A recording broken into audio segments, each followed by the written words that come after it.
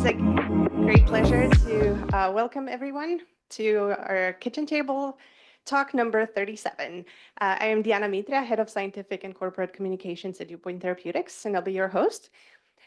Christian Issermann, a senior scientist in the biology team from Dewpoint, is joining us from Dresden, Germany as another co-host. And Eric Martin, Associate Principal Computational Scientist in the Data Science and Engineering team, is joining us here in Boston. Thank you all for being here, and thank you to Dragomir Milovanovic, today's speaker, for kindly accepting our invitation. So before we start with the awesome science that we're going to hear today from Drago, I would like to start with a few housekeeping messages. So this talk is a live event, which will be recorded. So feel free to turn on your camera, but keep your microphone on mute. And please be respectful, no on-camera shenanigans. The event recording will be posted on condensates.com within a week or two, so you can refer to it at any time. We would prefer you keep your questions to the end, but Drago has agreed to answer any burning questions if they arise in the middle of the talk. Also, feel free to type in your questions in the chat as they come to you. And at the end of the talk, please wait for Chrissy, Eric, or I to call your name. We will ask you to unmute, and at that point, you can ask your question. If for whatever reason you're unable to speak, let us know in the chat and we'll ask the question for you. Without further ado, Chrissy, you have the floor to introduce Drago. So I'm very happy to introduce Dragomir Milovanovic. So Drago is originally from Serbia, and after his PhD at the MPI in Göttingen and postdoc at Yale, he moved on to become a group leader at the German Center for Neurodegenerative Diseases in Berlin. And his work on how macromolecules and organelles self-organize at the synapse using condensation has yielded important insights into how synaptic vesicles can self-organize into a liquid phase, how synaptic condensates act as a buffer for disordered proteins, such as alpha-synuclein, and how condensates can actually harbor electric potential at the interface. And I very much look forward to hearing more of this and more by Drago himself. And I'm sure we all have a fascinating fascinating talk ahead of us. So the floor is yours. Thank you very much, Christiane and Diana, for the invitation. It is truly a great pleasure and honor. And to be honest, I'm a little bit nervous to talking to what is being the flagship industry academic endeavor that you are doing at Dewpoint Therapeutics and that we all as a community benefit from. So today I would like to share with you our efforts to understand the condensate biology of the synapse. And just to give you an overview, when we take neurons, primary hippocampal neurons from newborn pups and grow them in a culture, after about 2 weeks, you get something what you're seeing on the screen right now. So those are primary hippocampal neurons expressing synaptophysin, which is the bona fide synaptic vesicle protein. So what you're seeing here, each of these dark spots in this network is basically one synapse. And synapses are contact points between the neurons. And usually when we think about synapses, we always think about so-called synaptic vesicle cycle. So synaptic vesicles are the organelles, presumably the smallest organelles in mammalian cells, but only 50 nanometers in diameter, that are filled with the neurotransmitters. They need to dock at the very precise regions of the presynaptic plasma membrane, wait for the calcium signal to arrive, and then within just a millisecond, undergo a complex event of membrane fusion to secrete those neurotransmitters. Now, of course, you have a compensatory steps where all of these excessive membrane has to be endocytosed and recycled back. And this is happening in every of these synaptic boutons that you're seeing. What is really striking is that these vesicles at the synaptic terminals are actually clustered and they form this very beautiful presynaptic three-dimensional domain. And what's in a certain way is at the same time inspiring and puzzling is that these vesicles that we are seeing on the EM are in fact surrounded by hundreds of thousands of proteins. So it's a very dense environment. It's a very densely packed environment. And this is not just a pretty picture. This is based on a complementary mass spectrometry, quantitative mass spectrometry, and super resolution STED imaging. So it is a very crowded environment. So for me, I'm trained basically as a chemist and during my undergrads. And the question is really, how is this remaining soluble? How are the vesicles able to undergo such a precise synaptic vesicle cycle within a spatial and temporal precision in such a densely crowded environment? And the mechanisms we try to understand this organization dynamics is basically we try to use some of the principles of condensate biology to look into this in details. So now already some years ago, when I was doing my postdoc in the Pietro De Camilli's lab, we looked now at this catalog of proteins shown to be enriched at the presynaptic terminals. And we recognized that there are some proteins such as synapsin-1 or intersectin. So there are many proteins which have those general properties of proteins that often undergo phase separation. And this is in the case of synapsin. It has this very long proline rich motif, very repetitive sequences, and intersectin is just one example. There are many proteins with SH3 domains. So I purified these two components, put them together in physiological conditions, and we saw this beautiful formation of these condensates. Now, as of course you know, and it's one of the central themes in biology, and this is how can we regulate the reversibility of these condensates? And this is really important for neurons because you have these repeated cycles of neurotransmitter release. And here, what was really exciting was to recognize that actually within this proline-rich motif of synapsin, there are certain target sites for certain kinases, in particular CAMK2, which by its name, it tells you it's a calcium-dependent calmodyl kinase. And it has been known for decades that the CAMK2 can interact with synapsin, and that basically it couples the influx of calcium, which will then activate the kinase, with the synapsin phosphorylation and dispersion of vesicles from the nerve terminals. So basically, we reconstituted this reaction. This was the time when actually Avinash's paper came out as well on the ATP as a hydrotrope. So we now prepared everything and we added the ATPs and the concentrations at which it wouldn't be a hydrotrope, so the physiologically relevant concentrations. And we you will see this really beautiful dispersion of these condensates. And that was a really important thing for us to see, that it's not only that you can form these condensates, but you can actually use the physiological stimulation to show that these structures are actually reversible. So this was all of biochemistry and reconstitution biology type of work. So the exciting thing was to see that this is conducive with what has been observed in living systems. So in this particular example, what you're seeing is a giant lamprey synapse, and I'll come to this in a few minutes. But what's really important to observe here is that these particular animals and this particular synapse has actually huge cluster of synaptic vesicles. So on average, mammalian synapses have around 400 synaptic vesicles in the prefrontal synaptic boutons.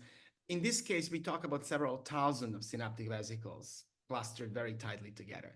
And it has been shown that when you inject the antibodies against synapsin, you basically disperse most of these vesicles. So but by injecting the antibody, you do acute depletion of synapsin. And the only vesicles which remain are the vesicles which are docked to the presynaptic plasma membrane through this active zone, which subsequently colleagues have shown to also be an example of a phase.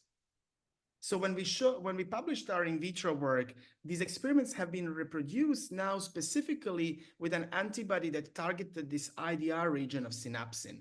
And that was really striking because they could actually see a similar kind of dispersion. So disrupting the IDR of synapsin acutely in a lamprey causes or results in a dispersion of synaptic vesicles from these condensates or from these clusters at the time.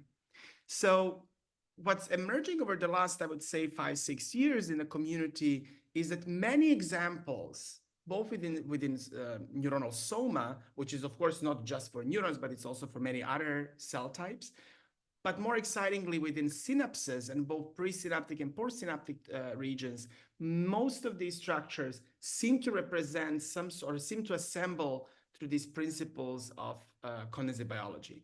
And today, I will focus quite a lot on the synaptic vesicle condensate, but again, the presynaptic active zone, the endocytic sites, the postsynaptic density, and even these adhesion zones between the pre and post synapse seem to all assemble through these biomolecular condensation. So what determines the question when you see such a picture that comes very clearly, the question that comes forward is, how are these biomolecular condensates interacting with the membrane-bound organelles? And again, in the context of a synapse where you have many synaptic vesicles, many cluttering-coated vesicles, endocytic intermediates, mitochondria, ER. So how these biomolecular condensates actually interact with the classical membrane-bound organelles? And we thought of how to approach that problem, and we coined the term deeping contacts to sort of explain the situation that we have in cell very often, and the sort of a question that we put to ourselves for understanding. So that means that the initial contact between the membrane-bound organelle and biomolecular condensate will be particularly crucial in determining the fate of downstream processes. And there are in principle three potential opportunities or three potential scenarios that one can think of. In the first scenario is that the interaction strength between the condensate and the membrane is very weak. So basically the condensate will just not give a damn about the membrane. There will be no association. Another very frequently observed scenario is there where the condensates could actually interact with the surfaces of the membranes with the principles of wetting. So where the adhesion and absorption sort of collide together, they stabilize the surfaces of these, both you stabilize the surface of the membrane as well as the surface of the condensates. And this has been studied by many groups for decades now, trying to understand how are these principles, what drives those principles of wetting? Again, the scenarios we see very often in the synapse as well, and I will also be discussing. And then you have the scenario where the interaction between condensate and membrane-bound organelle can be, this interaction strength can be very strong, leading to the full engulfment of the membrane-bound organelles within these condensates. And again, synaptic vesicle cluster is one prominent biological case where this is happening. Another scenario where this happens is, for example, Balbiani bodies, where you have mitochondria and other organelles really fully engulfed in these biomolecular condensates. So what we try to understand is how the molecules, and this is just a cartoon, so this is sort of a hypothesis that we are trying to use to inspire our research, and this is how the organization of molecules at the interfaces of condensate, so this is in this case, it's modeled synapsin, so how the synapsin orientation at the interfaces may interact with the protein-lipid nanodomains that occur within these membrane-bound organelles. And can these anchoring points be actually determining which of these downstream scenarios you have? So in the lab, we try to look at the interactions between condensates and membranes. And today, I will share with you give you an overview of several stories we have to look at the function, to characterize the interfaces and the specificity of these interfaces, how these condensates can act as reaction centers, and what this can mean for a disease. So the first question I would like to tackle today is, can we scrutinize the phase separation of synaptic vesicles in living neurons? So what I showed you in the beginning as an introduction was all done in vitro with recombinant purified proteins and liposomes, so basically vesicle mimetics.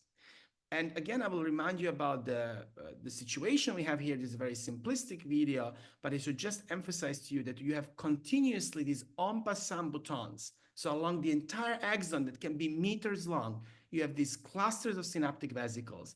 And this is really counterintuitive because intuitively you would imagine the even distribution of vesicles. But what you're having is not an even distribution. You basically have this local clustering of those components. And what we did here first, we now purified those synaptic vesicles native synaptic vesicles from rat brains, and we incubate them with synapsin. And we could see this beautiful formation of these colloids that over time relax into a round structure, minimizing the surface tension. And this was a very powerful system in hand because it allowed us to do exciting techniques such as single molecule tracking. And single molecule tracking is a time result microscopic technique, which actually allows you to look precisely at the trajectories of molecules at the different regions, both in the dilute and in the dense phase, and in the interfaces. And what I really find striking is that, for example, when you do classical spatial super resolution microscopy like STED or Palm Storm, you can have a fabulous resolution. You can see those individual dots. But what's really exciting when the time result microscopy, like single molecule tracking or FCS, is that you can actually now get a trajectory and see how, although the molecules can be very much confined in a condensate, they can be highly mobile. And you can also see here how the presence of synaptic vesicles increases the density of these trajectories. And these are basically this is a single molecule followed over the course of even 5 seconds. So what we did now in the living system, we now basically overexpress 2 proteins, so halosynapsin 1, which is for us seems to be a driver of this condensate formation, and synaptophysin. So again, this bona fide synaptic vesicle protein. And this is just one example of how those single molecule tracking movies look like. And that allowed us now to look at these, to record these trajectories. From those trajectories, you can deduce different types of motility. For example, you can see whether it's a Brownian motion, confined motion, as you would expect in a condensate situation, or a directed motion, which basically would be a trafficking of organelles along the microtubules.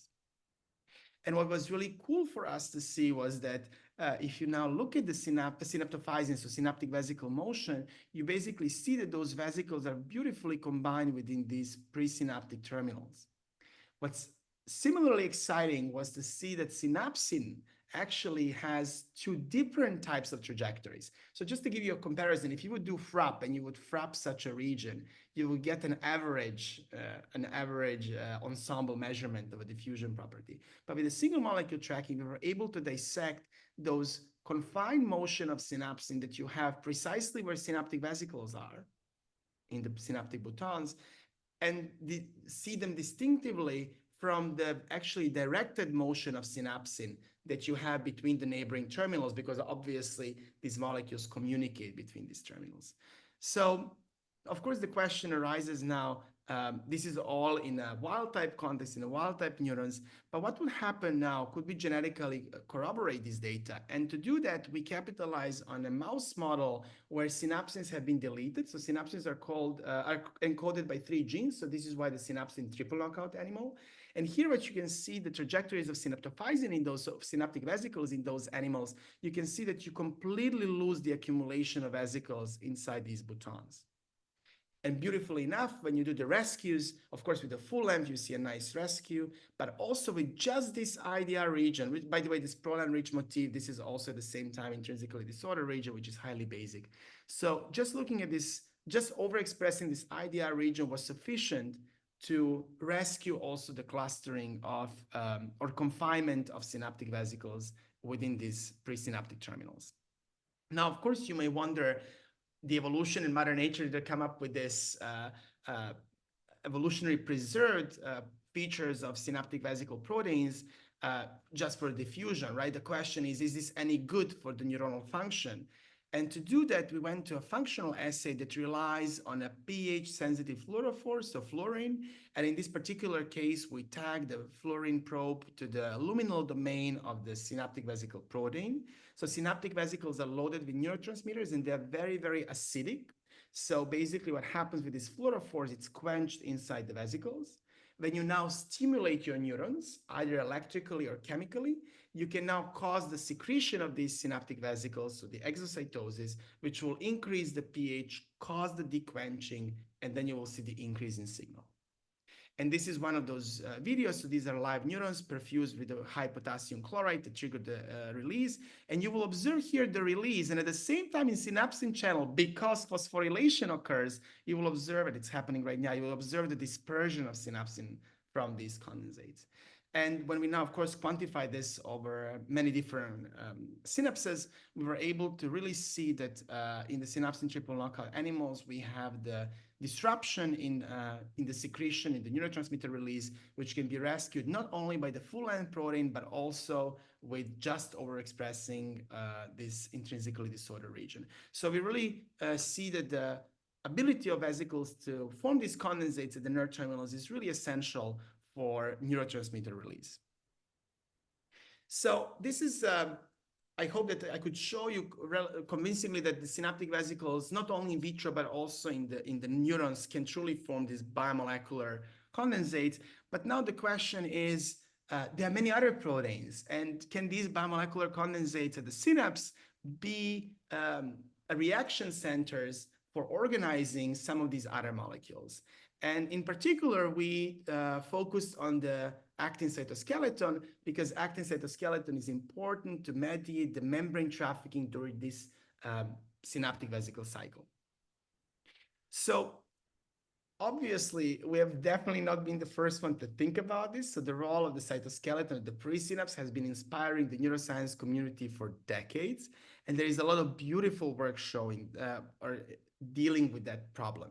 And here I just took an EM image from 1989, which shows that, and this is this very exciting actin filaments within these presynaptic terminals. And what's also very much cool to know is that when you do this fancy quantitative super resolution imaging, people are really visualizing many different morphologies of actin at the nerve terminal. So they can form these actin tracks. There are recent reports that actin can form corrals. So you have this variety of morphology and anatomy of actin cytoskeleton at this very, very localized region. So in a very early, beautiful biochemistry work, Paul Grignard and his team have shown or had tried to reconstitute and understand the role and the interplay between actin and synapsin. So what they did, they isolated the actin from bovine and then sort of reconstituted it, put it under EM, and you can see this beautiful actin network.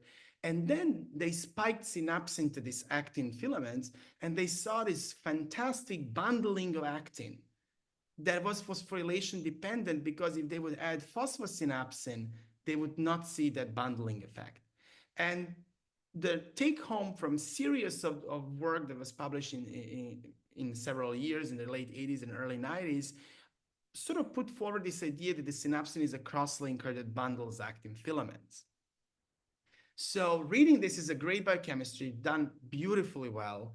But the question that, or simply the absence of some information, led to misleading conclusions. So first of all, in this particular reconstitution, they were spiking synapsin to actin, and that's very intuitive. If you think what's more abundant in a cell, and you don't know the numbers, you would think, yeah, actin is probably super highly abundant, and you probably have just a few synapsin molecules. So actually, this is not the case. So synapsin is more abundant at the nerve terminals than actin. So synapsin is present in around 120 micromolar local concentration at these presynaptic terminals. And then, of course, as I showed you in the last few minutes, now we have quite convincing data that synapsin can form these condensates. So we wanted to revisit this idea of what's the role of synapsin and actin, knowing the more precise concentrations and more precise conditions. So what we did here, and this is a phenomenal work from Akshita and Linda, two students in the lab, they reconstituted the synapsin condensates together with the actin, and they saw that the synapsin condensates can actually enrich actin. And after some time, you can see the beautiful appearance of these. So you can see that the actin starts polymerizing in these beautiful aster structures coming out of these condensates. And that was really striking. Again, this is in an absence. So of course, ATP is present and anything which is necessary for actin to be functional, but there is no nucleation point at this. There is no nucleation factor. There's no ARP23. So this is just synapsin condensates and actin. And if you do turf imaging, which was what Christian has done here, you can really see that some of these are really having this. This is just the actin channel that I'm showing you. You can see these actin enrichments at the periphery. So actually, synapsin condensates in the absence of any nucleation factors are fully sufficient to trigger the actin polymerization. And this is just one of these 3D reconstructions of those in vitro generated actin polymers. And what was really important for us now was to recognize that they can, the polymerized actin, first of all, this aster shape, which is really striking and phenomenal. And then these asters can actually be connected with the very, very long distances. So the actin fibers can span quite some ranges of space with tens of micrometers. And that then led us to see, okay, or to examine, can those hubs of synapsin condensates and actin also then sequester synaptic vesicles And this was indeed the case. So here you have synapsin condensates before and after half an hour of incubation with the actin. You can again see these beautiful actin esters, which are zoomed here. And if you now add the natively isolated synaptic vesicles from murine brain, which are doped with the lipid dye, with the FM dye, so you can see them, you can see that the vesicles are beautifully enriched in these condensates. And they actually also interact with these actin fibers. And this is exactly what has been seen that the vesicles can be on these actin fibers already decades ago. So the question that clearly comes when you do these assays is that this is all in vitro.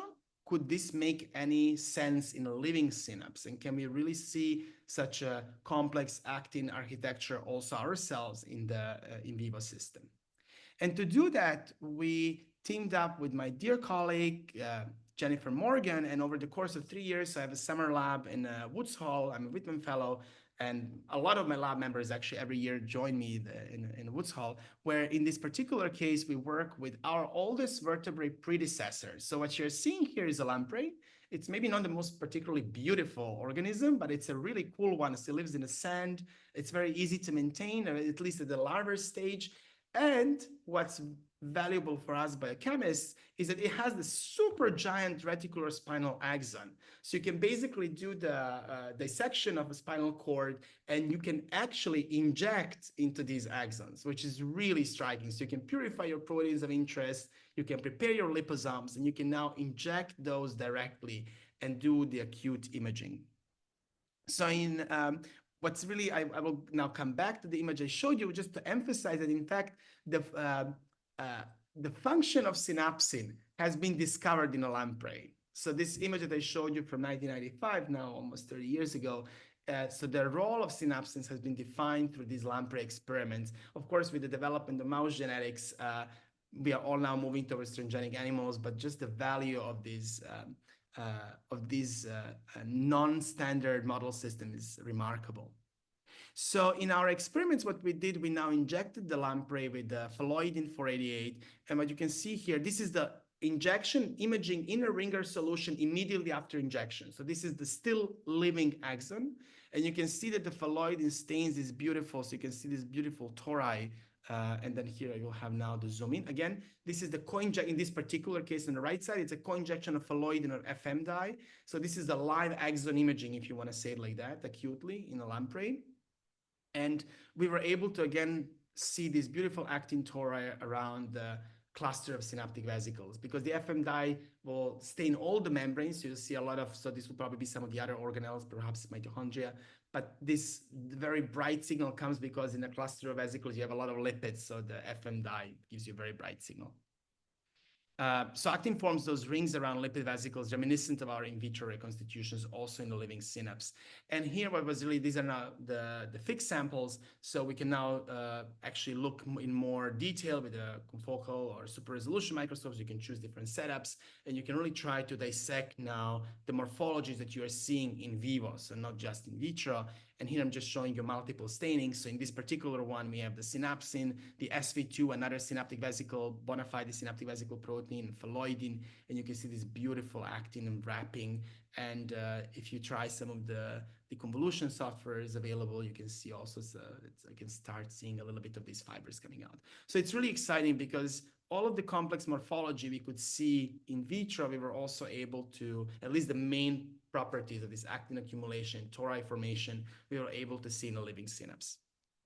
And what's another cool thing is that now we went back to our transgenic animals, and here we were able to do a more systematic analysis. So we were able to now, together with Jakob Branch and Helge Evers, we were able to look at those actin enrichments in the presynapse. And here what you're seeing, and this is the two-color stat, so when you see these actin rings that Xiaowei Zhang described now about a decade ago, and those actin rings are between the synaptic boutons. And you can see wherever you have the presynaptic boutons, so wherever you have a vesicle signal, there you don't have the rings, but you actually have the accumulation of the actin. And this is fully disrupted in animals that lack synapsins because there are no synaptic vesicle clusters. So there is no local actin accumulation, although the actin rings actually remain fully unaltered. And we were able to basically conclude now not only upon the acute injections in lamprey, but also in this mouse model that the synapsin-driven SV condensates or the absence of the synapsin-driven synaptic vesicle condensates also leads to the disruption of the local accumulation of actin at the presynaptic terminal. These are just the quantifications to show you. So the actin rings remain unaltered, but the accumulation of actin within synaptic boutons drops in the triple knockout animals and can be rescued with the full length and the IDR protein. So these condensates can be reaction centers, but at the same time, the question is now, once you have those condensates, you can have the recruitment of many molecules. You also generate new properties inside the cytosol, and you generate those new surfaces, new interfaces. And the question is, how can we think now about these interfaces between condensates, between neighboring condensates, or between condensates and the surrounding membrane-bound organelles?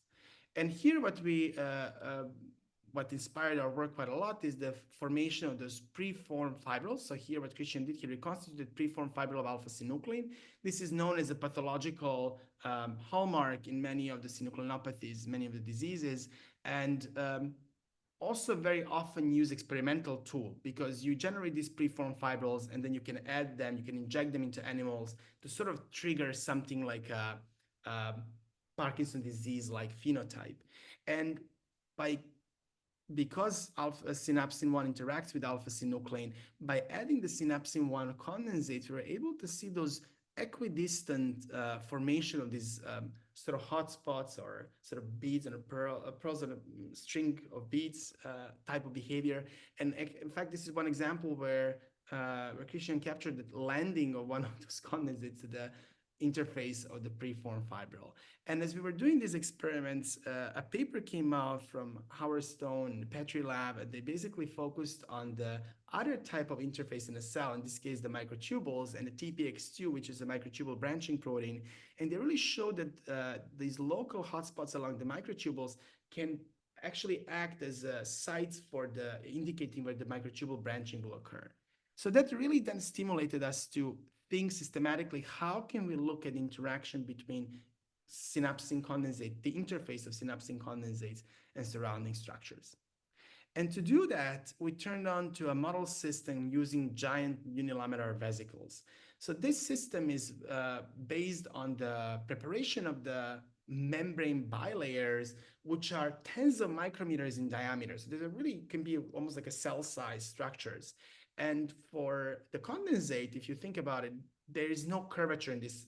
So it's almost like working with a planar layer.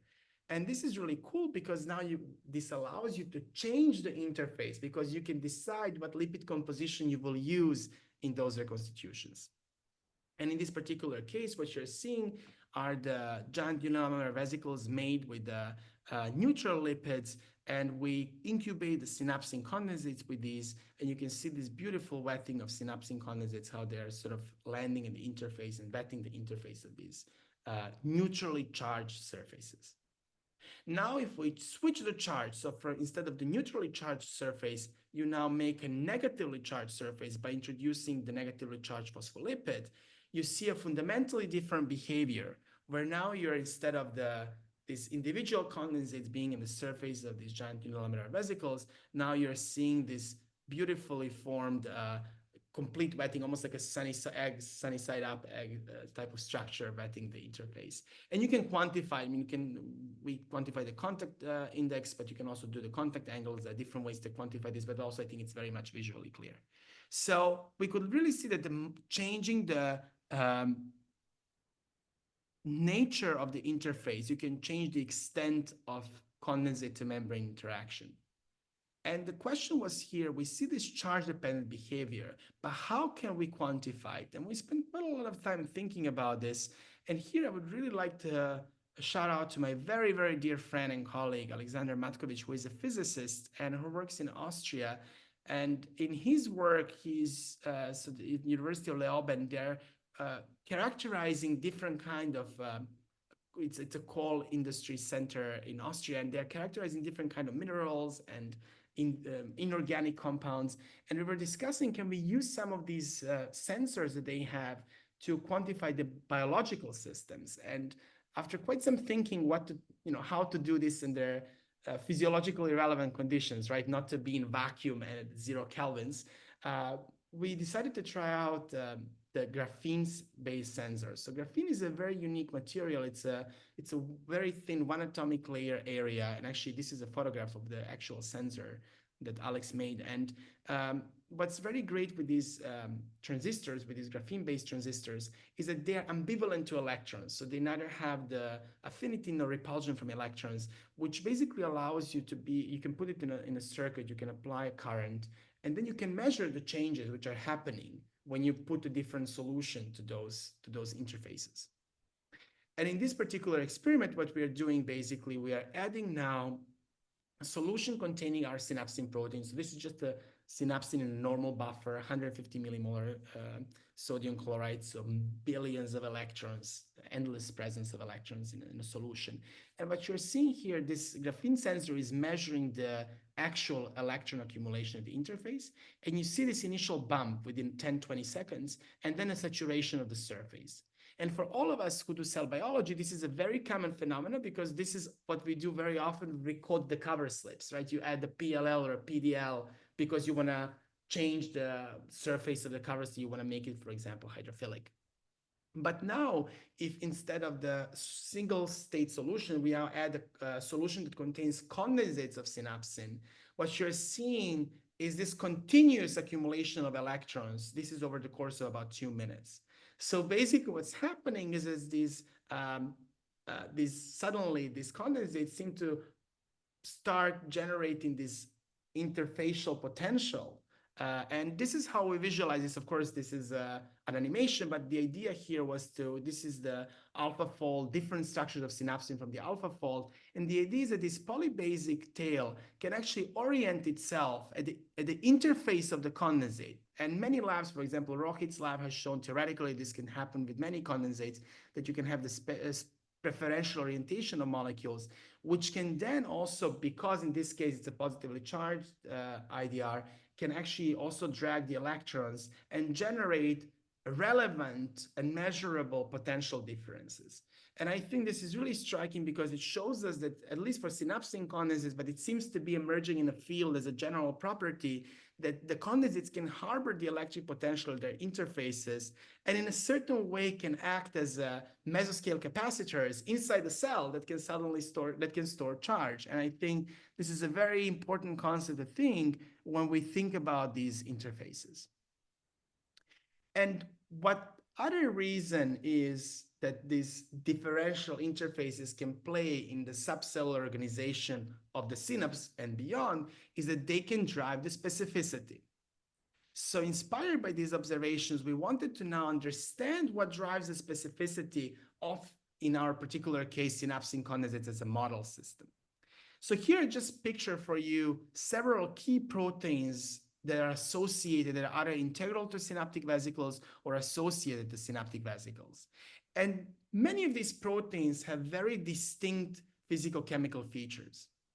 To understand this, and some of this, as you know from the community, this has been shown by many labs in many different biological contexts. These chemical properties can be oftentimes complementary and helping and accelerating the formation of condensates.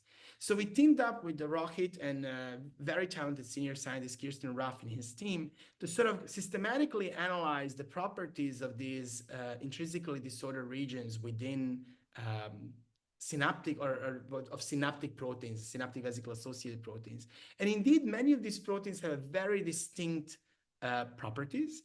And in our particular case, we took one example to validate whether this is truly happening in a living system. So we took synapsin-1 and we co-expressed synapsin-1 with synaptophysin. This is in hex cells. So just cell as a test tube. And you're basically seeing this beautiful condensates appearing. So now what's interesting with synapsin, if you look at the chart, is that it has the two very unique properties. It has a very high abundance of proline polar residue blockiness within its IDR, and it has a lot of arginines. So in the first mutant suggested by Kirsten, so Christian Claude, now they scrambled this IDR. So no deletion. The full protein is there, all the amino acids are there. And by scrambling the IDR, by ruining this polar proline blockiness, you have this very exciting gain of function property where now suddenly these new constructs basically become a cytoskeleton binding construct. They're not anymore forming condensates. And what for me was really striking when we did this arginine to lysine, so initially when we were discussing over the Zoom, I thought like, but why don't we do just arginine to alanine? And they're like, no, do arginine to lysine. Of course, you know from work in the TDP43 and many other fields that these arginines and lysine have very different chemical properties. Let's try to see whether this will have an effect. And indeed, mutating arginines to lysines fully abolished the ability of synapsin to form condensates. And this is all in cells. We were able to validate this in a very, very systematic fashion using the microfluidic devices by Tomasz Nowel's lab, and then really see that there is a different boundary, different phase separation boundaries between wild type and these different mutants. And basically that this change of arginine to lysine and this ruining of this partial pi property of the arginine side chain really disrupts fully the formation of condensates. And what was really exciting is that in the Rohit lab, me and Christian were able to look at the actually now the clustering of these proteins in not in phase separating conditions, but in those subsaturating conditions, and really see that the cluster size and density of the synapsin wild type sequence or the scrambled sequence is fundamentally different than the subclustering of synapsins which have the arginines mutated to lysines. So I think this very nicely showed that indeed there is a presence of these different molecular grammars, so to speak, within these synapsin condensates or synaptic condensates in general. And now we are full force interested and excited about really understanding how these different complementary grammars between different proteins come together. And a lot of work is currently put into that direction. So when we saw this, one thing which was really important for us was, okay, so we have these different constructs, but ultimately under given conditions, you can push all of these proteins to form condensates. So we wanted to see, can we decouple the grammars that would drive the condensate formation from the properties that those condensates have once they are formed, once you choose a condition that all proteins will form condensates. And the particular unit or property we wanted to analyze was a pH. Why pH? Because you need a pH gradient in synaptic vesicles and in the condensate to accelerate and to help the loading of the neurotransmitters. So here what Christian did, he basically capitalized on the C-SNARF ratiometric dyes and basically incubated the synapsin condensates with the SNARF dye, which you can excite, and then you can record the different wavelengths. And that allows you, for example, before you have your sample with condensate, you can do this in a solution of a very precise pH, and then you can generate those standard calibration curve, which now, if you now, from the standard calibration curve, you compare now the ratio of the images that you get once you have once you form the condensate, you can get the relationship between the ratio of the fluorescence intensity and the actual pH. And what was really important and striking was that once you generate these condensates, you actually have a very consistent acidic environment where basically for 0.3 pH units, so for about 40 nanomolar of the protons, more inside the condensate, inside the dense phase versus the dilute phase. And I think this really shows that once you can form those condensates, whatever the conditions, and of course the evolution in different species will have different properties within these sequences. Once you form these condensates, you can have some of these features and properties nicely preserved. And just at the end, why all of this is important for biology of the disease, just one quick teaser slide to put forward that many examples of formation of aberrant inclusions that are classically perceived as a protein-only inclusions actually contain membrane-bound organelles. And you can imagine this, I go back to this idea of dipping context, right? So you can imagine there is an initial interaction between condensates and membranes where some membranes will be selectively included or be wetting the condensates or accumulating at the interface versus some other membrane-bound organelles may be just passing by. And this can be disrupted in aging or in disease. And what I'm showing you here is a human postmortem tissue showing the alpha-synuclein inclusion. And you can really appreciate this accumulation of, in this case, the aberrant accumulation of mitochondria, the interfaces, and the lysosomes inside these structures. And in the lab, we have a massive effort. These type of inclusions occur in different disorders. So it includes in Huntington's and Alzheimer's, but also in not only neurodegenerative, they occur also in diabetes and in cancer. And in the lab, we put a lot of effort trying to develop the system to ectopically generate the Lewy body-like structures. And we were really able to see that actually when we generate those aberrant alpha-synuclein inclusions, that we start seeing the accumulation of the mitochondria, this aberrant mitochondria. But I'm happy to discuss this during the Q&A. And with this, I would like to conclude. Basically, today what I showed you is that an example of synapsin and synaptic vesicle condensate, you can generate the 3D territory inside the cell, inside the cytosol, which can be very distinct, where the molecules can be accumulated, yet very mobile, very dynamic to allow for the functional, in this case, for the functional release of neurotransmitters. Synapsin and synaptic vesicle condensates are also reaction centers for sequestering soluble proteins such as actin and allowing for the local actin organization of the synapse. Synapsin condensates we see harbor electric potential in their interfaces, and you come with this oxymoron, right, that membraneless organelles, as these structures are oftentimes called, can have a membrane potential, because in the neuroscience community, every time you talk about the electric potential, you think immediately about the membrane potential. So actually, indeed, it seems that we can have the generation of those membrane potentials or electric potential also at the interfaces of the condensates. And condensation of synaptic vesicles is driven by this. It's not a random stochastic event. It's driven by sequencing coded molecular grammars of the key synaptic proteins. I showed you today the case of synapsin, and now we're examining the contribution of other proteins. And of course, there are many interesting questions ahead of us.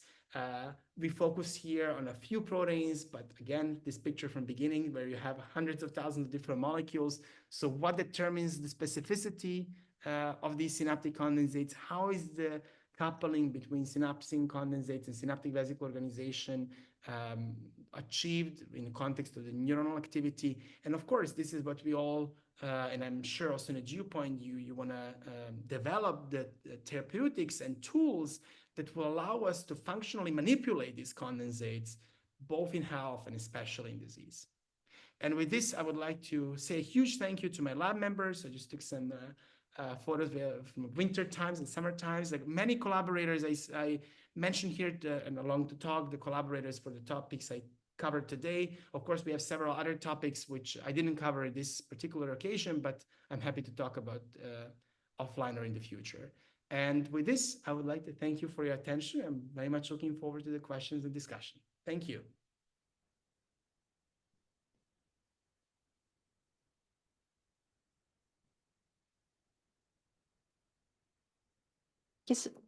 Thank you so much, Drago. Chrissy, do you want to take the questions from chat? Yes, so thanks so much also from our side here. That was a fascinating talk.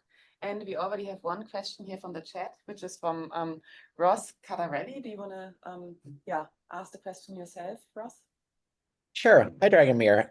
Is there any role of physiologically relevant metabotropic receptor signaling in dispersing or regulating the formation? I'm thinking of like dopamine D2 autoreceptors or things like that, and how they modulate transmitter release. Yeah, absolutely. That's a great question. So what's happening is that I focus here on just one kinase for the purpose of our in vitro reconstitutions, is the CAMK2, but actually synapsin has been isolated from cow brain in the 1970s and named, the initial name was phosphoprotein 1 because it's the most highly abundant phosphoprotein. So it's a hub for many kinases, including some of the MAP kinases and TER kinases, which are indeed stimulated by the metabotropic receptors, and of course the strengthening between a pre and post synapse, and you of course have this long-term potentiation, long-term depression, which will favor some of those boutons while defavoring the others. And we have a full topic in the lab. So Gerard is doing his PhD trying to understand and dissect the contribution of these different pathways, so different kinases because ultimately what you generate different forms of phosphosynapsin, because you don't phosphorylate just within this IDR, but you can phosphorylate with there is a dimerization region, there is a vesicle binding region, and we're starting to decouple those hierarchy of these different effects. So the short answer is yes, there is a definite effect of a different type of receptor activation pathways. Awesome, thank you.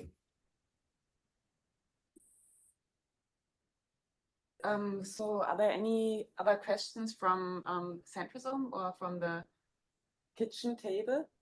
We have Avi who has a question.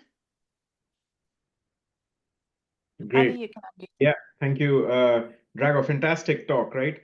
So now there is, this growing plethora of many proteins that kind of form condensates or undergo, phase separation at the membranes, right?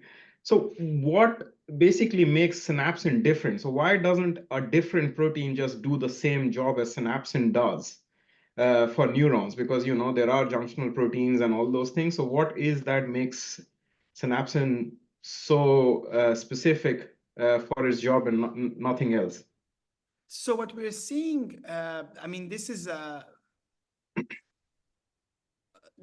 there are multiple things which put Synapse in a very unique position. And one thing is that it has the very specific synaptic vesicle binding interface. So the N-terminal part of synapsin, which is also a target of a phosphokinase A, PKA target, binds in a phosphorylation-dependent manner to the synaptic vesicles, to the negatively charged phospholipids. Then you have different regions of synapsin that, for example, recognize a highly curved membrane. So there is a particular region between the domain B and C, this alt motif. Then you have this intrinsically disordered region of synapsin, which can engage in the multivalent interactions with other synaptic vesicle proteins. So it is, in a way, a combinatorial effect of these multiple properties that synapsin has that puts it in a unique position to bind synaptic vesicles with the 50 nanometer diameter are the smallest organelles, meaning the highest curvature. They have a negatively charged phosphatidylserine, just as the plasma membrane has, but these are small and curved. And synaptic vesicles oftentimes contain transaminase domain proteins with the cytosolic tails, which are disordered. So all of these things individually, I think, contribute to specificity.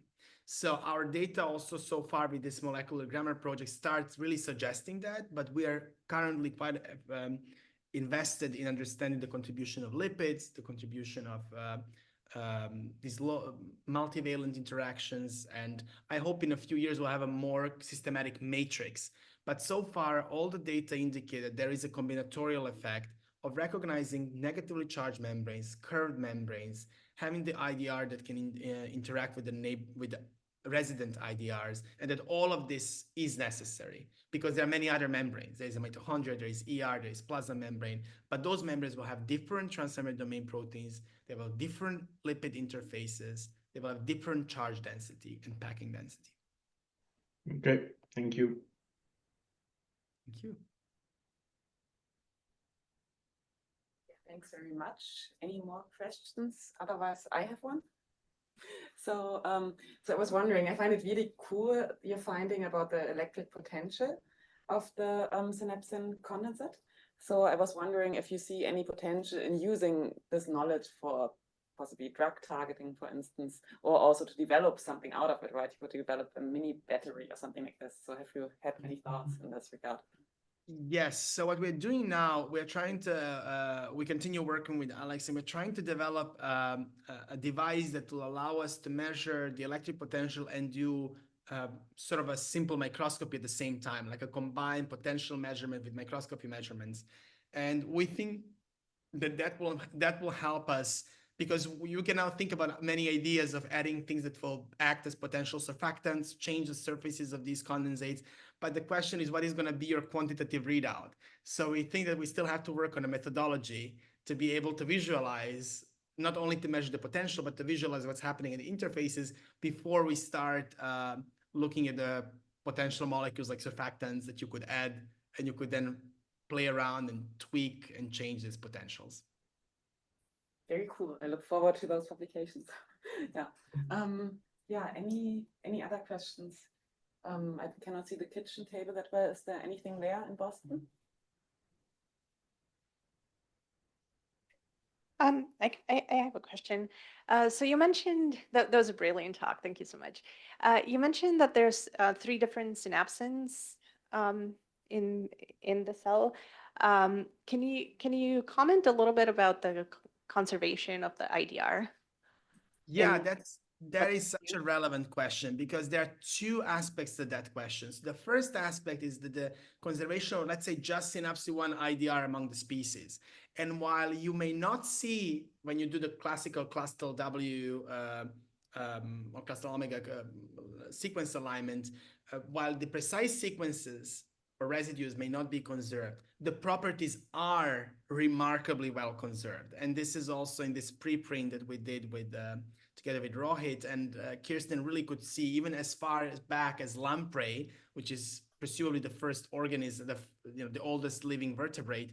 The property of synapsin IDR, synapsin 1 IDR, seems to be conserved even though the sequence is completely different. So I think this is incredibly exciting, that evolutionary and evolutionary preservation of physical-chemical properties. The second aspect of that question is much more nuanced and I guess much more important also for the thinking about the drug and therapies. And this is the different neuronal types and different synapse types may express different synapsin isoforms. So synapsins 1 and 2 both have the IDRs and both can readily undergo phase separation. We don't see this with synapsin 3. And the synapsin 1 and 2 seem to be expressed in most neurons, but there are some neuronal types where one synapsin is expressed preferentially over another one. And that can also then contribute to this specific vulnerability of some of the synapses, or like inhibitory versus excitatory, or some of the neuronal types. And I would just say we are on it, but it's as you can imagine, this is very complex because you would need to really specifically dissect that question in the given neuronal type to see the individual contributions. Yeah, that'll be really thank you. That's awesome. And it also makes you wonder how the local pH and the emergent properties can be tuned that way. Are you looking at that? Absolutely. So this is one of the future directions we would like to explore, and this is whether the rate of acidification, the rate of the neurotransmitter loading, will be different in different synapses. Because if you think about loading the dopaminergic, the dopamine into a synapse versus loading glutamate, it may require quite different microenvironment. And yeah, this is something very, very exciting. Similar question. I mean, the problem there is, again, similar to what Christiana was mentioning earlier with the potential measurements, is that one has to really develop the methodologies to be able to measure this at the individual vesicle level, because the question is very clear that you're asking, right? So would, let's say, dopaminergic synapse that has dopamine as a neurotransmitter and the synapse that has the glutamate as a neurotransmitter, will the kinetics or loading be different, and will condensates change this in the same or in a differential manner? But to actually quantitatively measure that, we have to work on the methods for those assays. That's very cool. And I'm realizing we're running out of time, so it's already 4 o'clock here, and whatever in Boston, the time difference, it's too complicated. So yeah, so I think that fit perfectly with the amount of questions. And yeah, I want to thank you again. That was really cool, very exciting. And yeah, so. Thank you all very much. That was such a pleasure. Yeah, thank you so much, Drago. And if any other questions come up in the meantime, feel free to email them to condensate.com, and we'll share them with Drago. And with that, thank you so much for being here. Thank you so much, Drago, for a wonderful talk. And we'll let you know when the recording is live, and see you at the next kitchen table talk. Have a great day, everyone. Bye. Thank you all. Goodbye. Thank you. Bye. Thank you.